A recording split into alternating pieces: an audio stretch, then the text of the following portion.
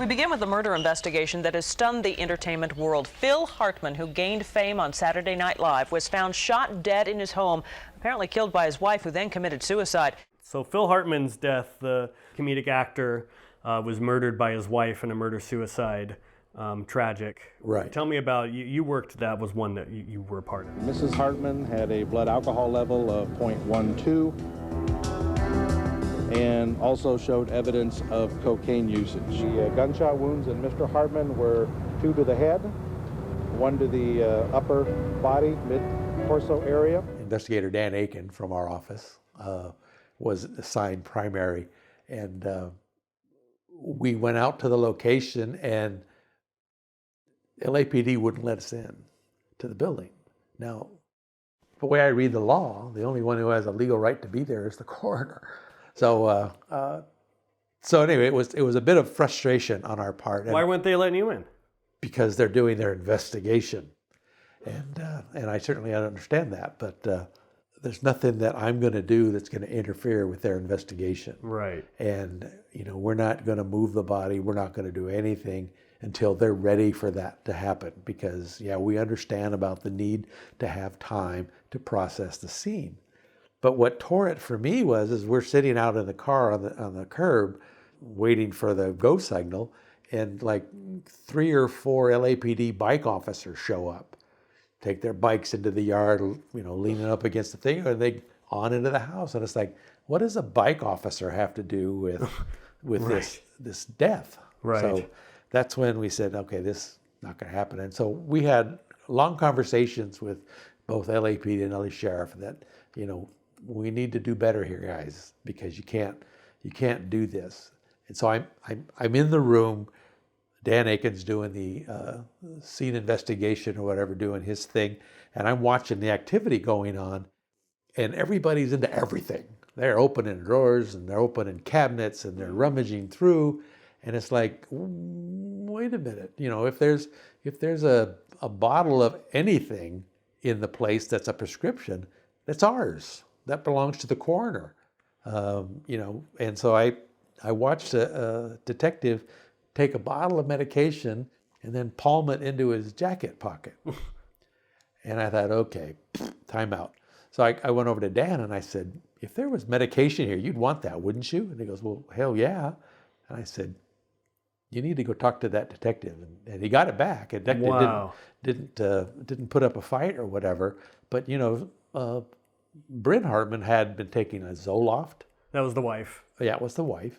And so anything that was something that was mind-altering was of interest to the coroner. Because, I know she shot herself. I know she shot him. But is there anything else going on in her Right. body that might have contributed to this thing?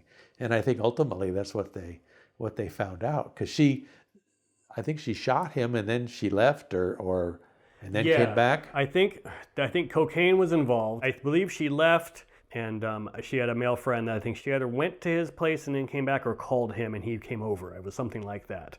And then ultimately she ended up barricading herself inside the house, and the police are there, and then she shoots herself. She shot Phil while he was asleep. Right. In his bed, which is terrible. Is there anything else you remember from the scene? I mean, obviously Phil's there. Just that there were like 12 detectives in there bumping into each other, not counting the bike cops. I just remember that, and I thought I wanted to see, because I was not a person that pulled a lot of the celebrity cases to investigate. It was either given to somebody else for whatever reason, or it happened after I left the office. I was off for the day, and then a celebrity call came in. So I didn't get to do a lot. I mean, I did Steve Allen, I did Chick Hearn. The announcer for the Lakers, yeah. On cases like the Hartmans, I wanted to see for myself, because I knew how detectives can be. Because, just run-of-the-mill everyday detectives can sometimes be impossible to work with, because they have this different sense of who's in charge. And they think that we're down here and they're up here. And it's actually, we're in this together, guys. We have the same goal in mind. Well, it's not exactly the place you'd expect to find a Hollywood starlet, and that is at the morgue doing janitorial work. But it's just the dirty work Lindsay Lohan will have to start to perform as part of her community service. This is a somewhat humorous story from your career. So back in 2011, Lindsay Lohan got sentenced. Her sentence was community service, but she was ordered to serve it at the LA County Coroner's. Yes. At your offices. Yes. So talk about that. What happened with that in your experience? We had a program, I don't know if they still have it, but we had a program called community service, and we would bring in people who were supposed to do something other than do time. You know, they had to exhaust the time, but they had to work on something. So in this case, custodial is what most of them did: cleaning the bathrooms, mopping the floors, emptying the trash, that kind of stuff. And that's what she was detailed to do. She'd come to the office and do her time, and then she's done. She's released.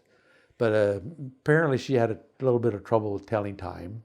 And so, like, I think the first day she showed, she was late and she was sent home. And then I think there was an episode where she tried to have donuts delivered to the office, and we turned those away as well. And so once she got to the rhythm of how we do business, and that we were just going to treat her like everybody else, she was fine. She was actually very kind, and you know, she was a pleasure to be around. But she just had, you know, comes from a different background. It was not. She's in film and stuff like that. It's not like they're in reality. Did she have to see any kind of the gross things? Did she see any of the bodies or any of that? Well, they all work on the service floor. So you see them getting rolled by, and you can see there's windows into all the rooms. Yeah, we're a pretty busy department, and during the day, that's when we do most of our activity.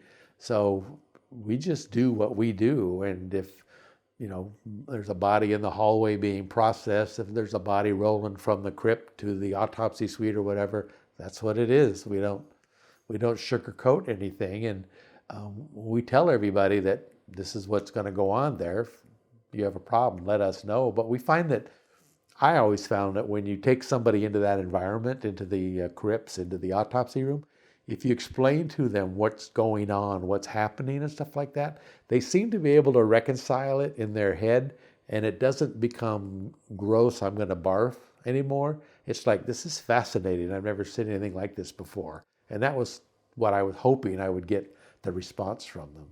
Because one of her jobs was to empty trash cans in the offices in the area where I worked, which was one whole wing of the department. And so I would always jokingly tell people that Lindsay Lohan empties my trash. That's how good I am. So, but anyway, she was nice.